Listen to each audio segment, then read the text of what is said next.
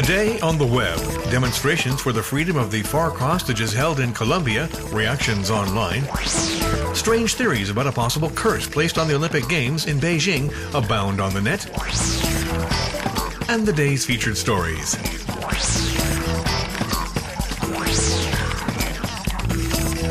Colombians protested Sunday to demand the freedom of the Farc hostages. Freedom demonstrations were also held across the globe. The net also played a role in this mobilization. Calls to protest on July the 20th, a Colombian national holiday, were relayed in large numbers on Facebook, as had been the case for the big march last February 4th. The official site of the movement in support of the hostages offered web users this map, giving information about all the protest rally points across the planet. The inhabitants of Lima came into the streets starting Saturday, as this amateur video shows.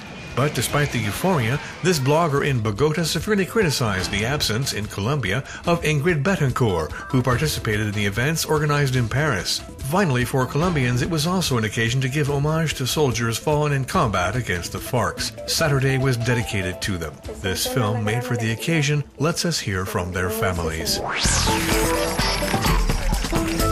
Earthquakes, transport accidents, floods. Are the Olympic Games in Beijing cursed? Strange theories are circulating online.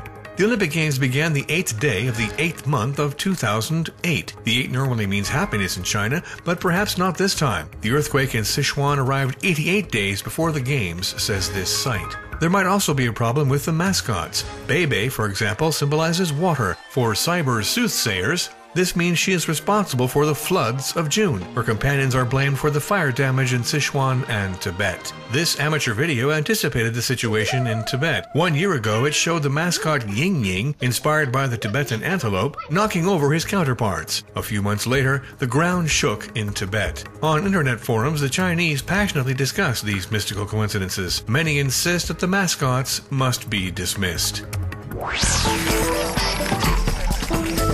Here's the latest thing in financial blogs. A site glorifying trader Jerome Kerviel, accused of having lost billions of euros for Société Générale. Web users can vote there for the most original posts. At the top of the list, we find the following message. Jerome Kerviel spent 3 weeks in this prison, and then it went bankrupt. The Secret Service of Philippine President Gloria Arroyo has a secret weapon. It's an umbrella, but a combat umbrella, as demonstrated in this video making a tour of the web. Web users can learn how to use the object to acquire all the self-defense they'll ever need.